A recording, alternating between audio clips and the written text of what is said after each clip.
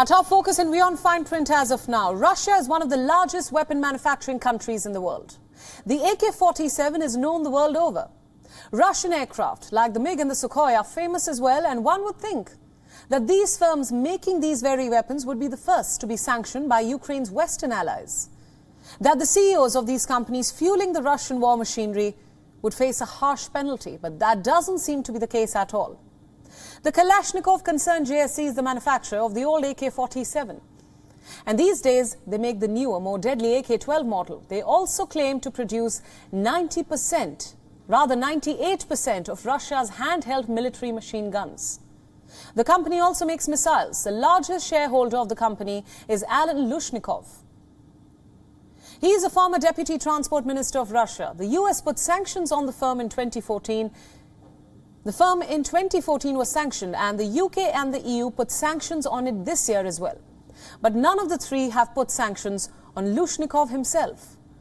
In this example, though, at least the firm is facing heat. But what about the people who supply ammunition for the AKs?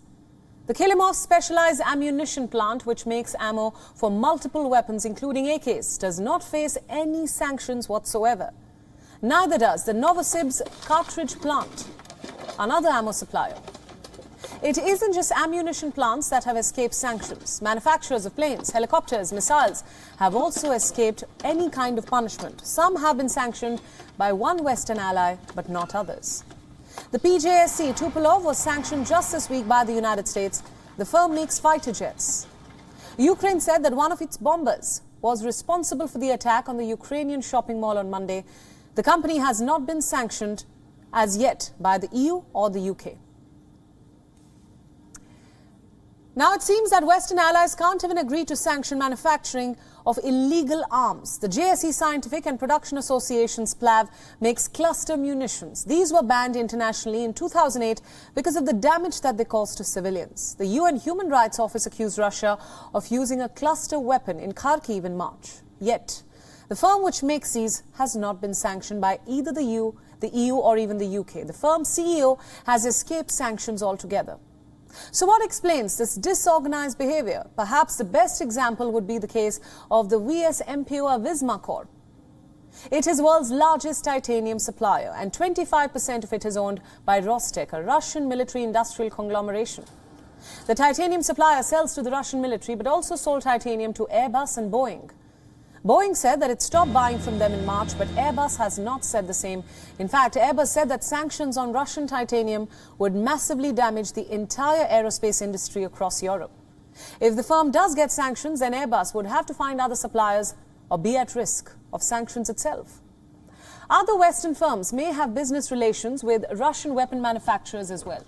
Or it could be that the West sees war as a means of making money. Billions are being spent on the ongoing conflict, and Western firms are making money too. Money that can be funneled into political campaign donations.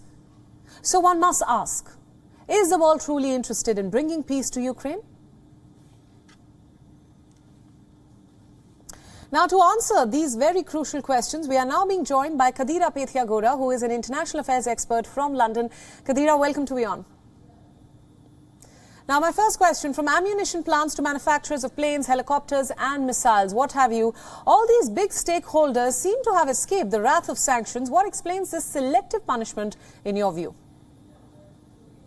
Well, I think the main reason behind it is that the rush to sanctions was too fast and it was poorly thought out.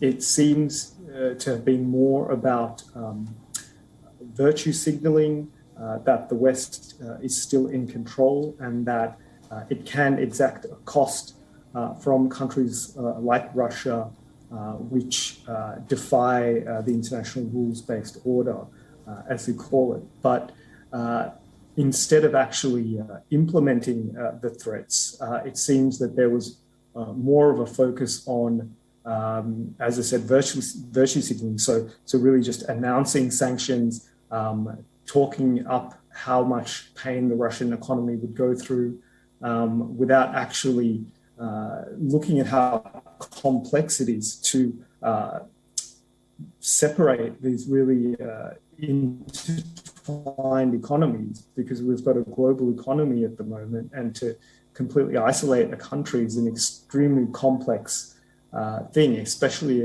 an economy like Russia. Right. Kadira, we're talking at a time when Russian forces continue to pound major Ukrainian cities. What kind of action at this point will deter Russia, if anything? And is it too late in this war to deter Russian aggression?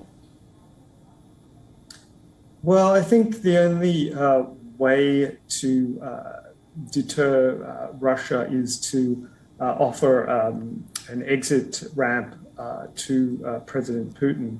And that would be to support some kinds of negotiations between Ukraine and Russia, and to support the Ukrainian government in those negotiations.